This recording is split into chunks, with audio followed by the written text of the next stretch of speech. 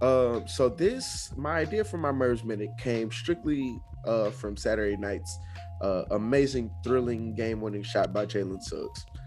Something I've heard referred to as a sports gut punch if you're a UCLA fan. One of those moments to where like you feel like you got it and then it's just ripped away from you in heartbreaking fashion. Okay. And I've compiled my list of my top 5 sports gut punch moments. Although I will start with the 6th. My honorable mention would be the 2006 NBA Finals. The Mavericks were up 2-0 in Dallas, went to Miami, lost 3 straight, should have won one of those games. Just want to put it out there. Tim Donaghy was one of the refs in those games. Probably had something to do with it. And the Mavericks ended up losing the 4 straight games. That's the game he bet on? It probably was. So, to my list of top 5 gut punch moments. Boy, self-deprecation makes you feel better, doesn't it? Number 5, 2018 round of 32. University of Houston plays Michigan. Michigan comes down to Houston. Another situation like we've been talking about. Game is no, we were up. That's right, we were up, and we had a chance to go to the Sweet 16 for the first time in forever. Michigan comes down the floor, puts the shot up, drains it at the buzzer, drains the 3. Houston loses. Michigan goes to the Sweet 16. So that's where we're starting with this. Number 4, a moment that has been mentioned on this program many a time. Super Bowl 36 in 2002, Rams versus Patriots.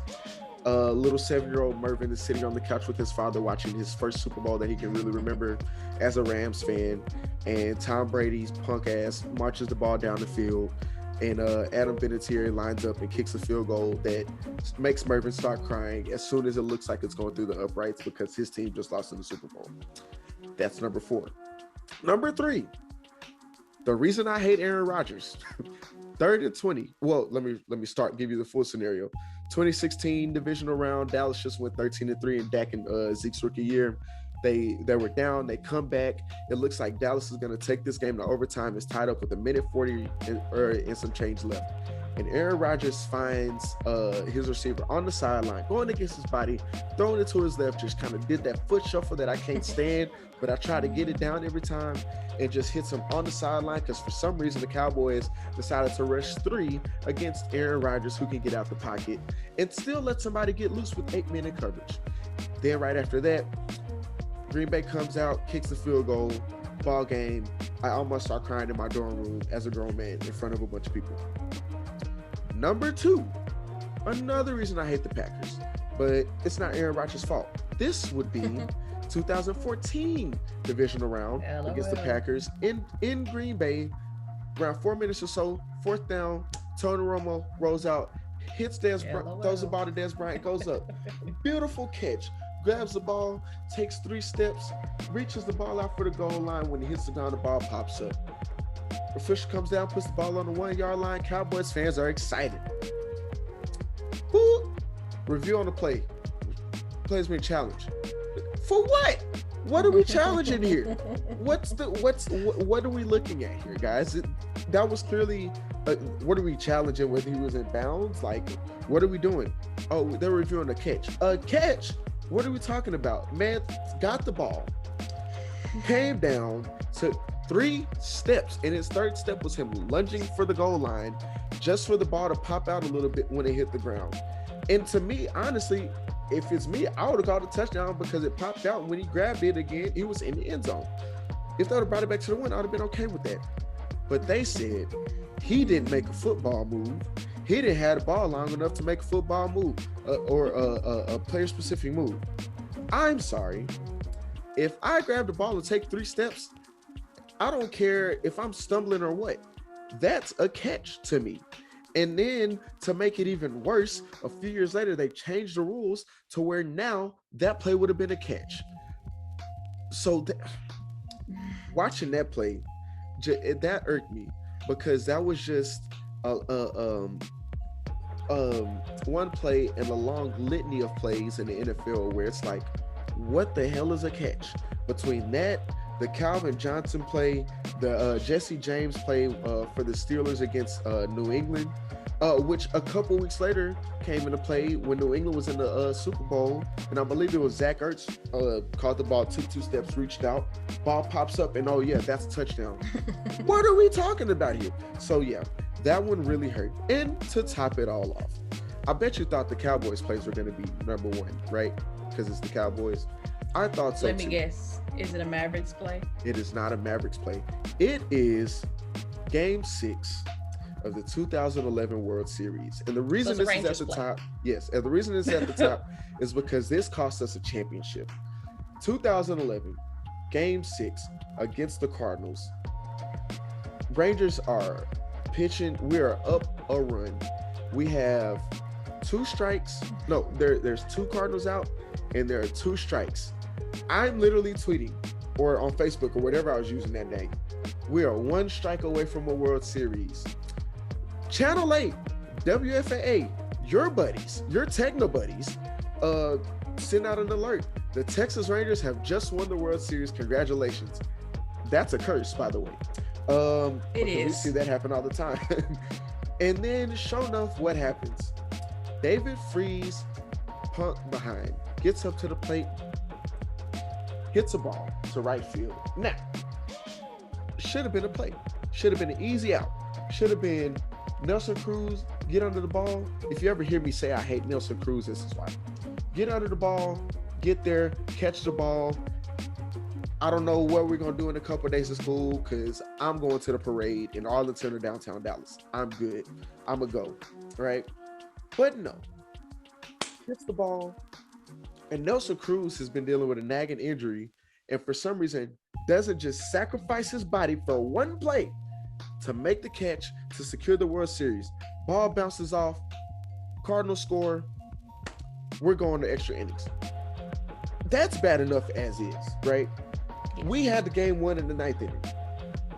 But then in the 10th inning, well, in extra innings, I don't remember if it was the 10th or the 11th, the Rangers are up again in extra innings in the bottom of the inning.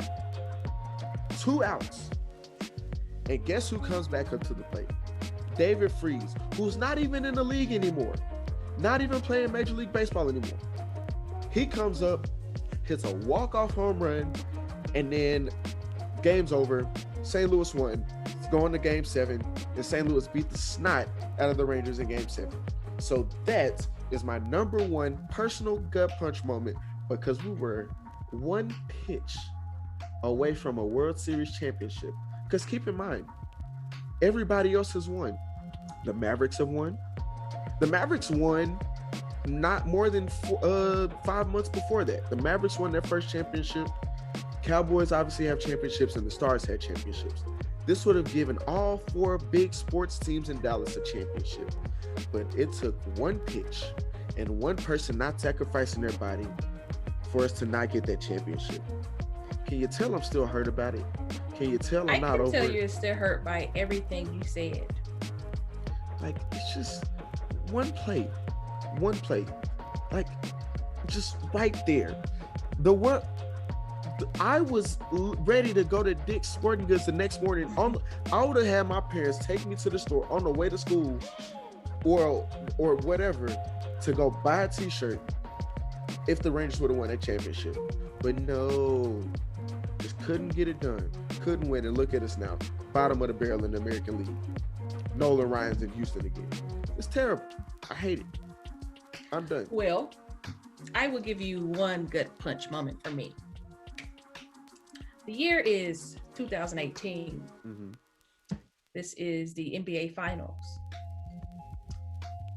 LeBron James and the Cavs are playing Steph Curry and the Golden State Warriors. Mm-hmm. And Kevin Durant. Mm-hmm. Right. 4.7 seconds left in the game. Down by 1 point. Mm-hmm. Woo! Oh boy. Don't you start crying. Ball goes up. Ball goes up. Mm-hmm. Okay, it's a free throw. We missed the free throw. Oh, it bounces off the rim. Oh, yeah. I'm like, where's this going? Oh, yeah. It bounces off the rim. Mind you, we just shot the free throw. Right. So whose end of the court are we on? That would be technically. It bounces off the rim. Mm-hmm. Who gets the rebound? I believe that man's name is J.R. Smith. J.R. Smith. And with no knowledge of where he is and how much time is left, he grabs the ball and begins to run to the other end near half court. And LeBron James is like, bro, this is game 1 in Oracle Arena. Mm-hmm. You had a chance to steal that game. Had a chance to steal the game, and it could have turned momentum in that finals appearance for LeBron. LeBron James could have 5. I'm not saying he would have, because that team was honestly no match for the Golden State Warriors at that time with KD and Steph Curry and Klay Thompson and the whole team. But it was a gut punch moment for sure.